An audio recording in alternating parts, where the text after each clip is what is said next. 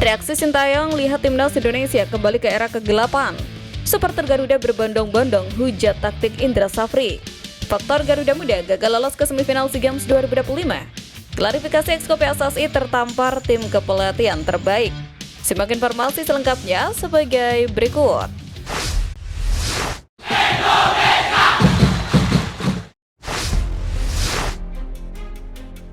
Supporter Garuda berbondong-bondong hujat Indra Safri. Kemenangan dramatis timnas Indonesia U22 atas Myanmar pada laga pamungkas grup C SEA Games 2025 justru berujung pada kekecewaan mendalam.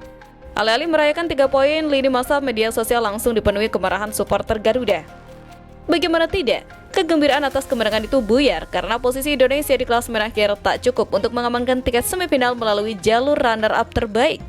Garuda Muda kalah secara menyakitkan dari Malaysia yang memiliki poin serta selisih gol identik, tetapi unggul dalam produktivitas gol.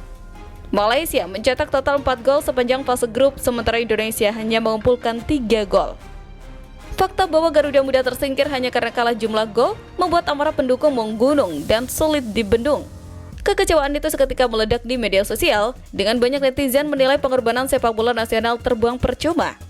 Sorotan keras juga mengarah pada keputusan PSSI dan operator Liga yang meliburkan Liga 1 demi mendukung persiapan timnas U22. Namun, hasil akhirnya jauh dari harapan. Kritik juga mengarah pada keputusan taktis Indra Safri, termasuk keterlambatan memasukkan John Surapan yang justru menjadi pembeda di lini depan. Selain itu, kualitas dasar permainan Indonesia juga tak luput dari keluhan para pendukung. First touch yang buruk, operan yang tidak akurat, hingga penyelesaian akhir yang melebar jauh dinilai memperburuk performa tim. Tak sedikit pula yang menganggap gaya kepelatihan Indra Safri sudah ketinggalan zaman dan tak lagi relevan dengan tren sepak bola modern. Beberapa netizen menilai pendekatan taktiknya seperti tertahan di era 2013 dan minim pembaruan. Kegagalan ini menjadi pukulan telak bagi PSSI dan jajaran pelatih karena ekspektasi publik untuk mempertahankan medali emas sangatlah besar. Kini, Garuda Muda harus pulang membawa segudang pekerjaan rumah sekaligus kekecewaan mendalam dari para pendukung setianya.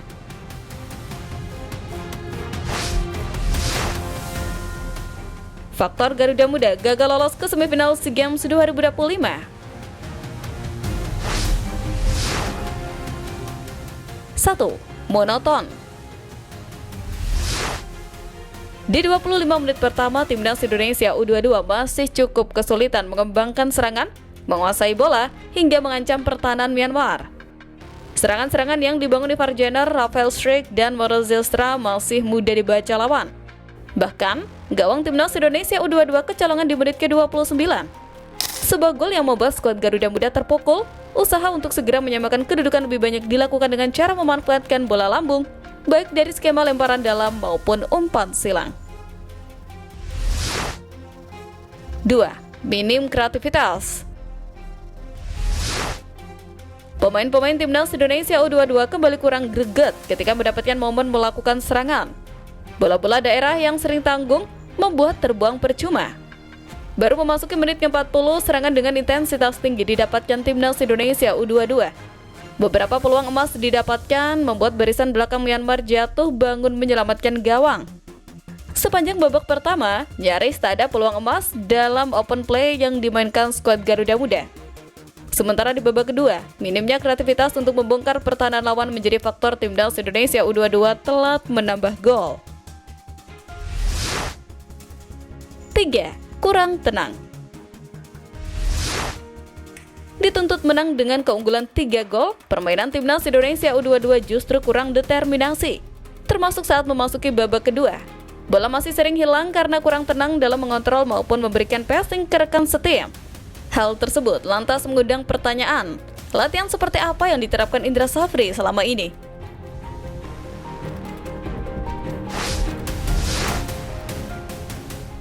Reaksi Sintayong lihat timnas Indonesia kembali ke era kegelapan. Kegagalan Garuda Muda di SEA Games 2025 serta situasi timnas Indonesia yang terus menurun dalam beberapa bulan terakhir membuat Sintayong tak mampu menutupi rasa kecewa dan kesedihannya. Seperti yang diketahui, Sintayong sukses mengantarkan timnas Indonesia menembus putaran ketiga kualifikasi Piala Dunia 2026. Namun, keputusan absurd PSSI dengan mendatangkan Patrick Kluivert justru berujung pada kegagalan. Akibat keputusan tersebut, mimpi masyarakat Indonesia melihat skuad Garuda tampil di Piala Dunia 2026 yang hanya tinggal sejengkal lagi pupus. Lebih dari itu, para pemain muda yang dipoles Sintayong satu persatu kehilangan kepercayaan hingga mengalami penurunan performa. Puncaknya, ketika para pemain seperti Farjaner dan Rafael Struijk yang tak bisa dimaksimalkan Indra Safri sebagai tulang punggung timnas U22. Meski tidak lagi menjabat sebagai pelatih, Sintayong tetap merasakan kekecewaan mendalam melihat kegagalan tersebut. Ia memahami kemarahan para pendukung, terutama karena kegagalan menuju Piala Dunia menjadi titik paling menyakitkan dalam perjalanan timnas Indonesia. Pelatih berusia 55 tahun itu menilai kesempatan Garuda sebenarnya sangat besar ketika sudah menembus putaran keempat kualifikasi.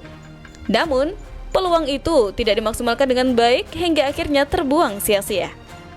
그거는 뭐 내가 얘기할 수 있는 부분은 아니고 우리 인도네시아 축구 대표팀이 월드컵 못 나간 거에 대해서는 많이 가슴 아프다. Ucap Sintayong di YouTube Jackpot. Meski kecewa, Sintayong tetap memberikan dorongan positif kepada para pemain. Ia meyakini perjalanan timnas Indonesia belum selesai dan peluang tampil di Piala Dunia 2030 masih terbuka selama proses pembangunan dilakukan dengan serius dan konsisten.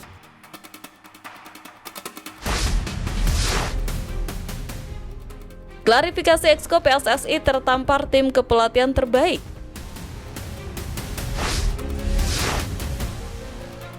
Anggota Komisi Eksekutif PSSI Arya Sinulinga akhirnya memberikan klarifikasi terkait pernyataan soal tim kepelatihan terbaik timnas Indonesia. Sebagaimana diketahui, pernyataan kontroversial itu disampaikan oleh Arya melalui sebuah unggahan di akun Instagramnya pada Februari lalu. Dalam unggahan tersebut, Arya menampilkan foto mantan pelatih timnas Indonesia Patrick Kluivert beserta jajarannya. Namun, label tim kepelatihan terbaik itu tidak sejalan dengan performa timnas Indonesia di bawah kepemimpinan Kluivert. Dalam siniar bebas podcast di kanal YouTube miliknya, Arya menjelaskan bahwa tim kepelatihan terbaik yang ia maksud lebih bersifat struktural dari akar rumput U17, U20, U23 hingga senior. Arya menambahkan bahwa tim kepelatihan era sebelumnya tidak ada kesinambungan antara Sintayong dan dua pelatih lokal. Jadi bertahun-tahun PSSI itu tidak pernah nyambung antara pelatih akar rumput U17, U20, U23, dan senior. Jadi yang saya sampaikan kemarin adalah kesinambungan, jadi bukan orang pelatih.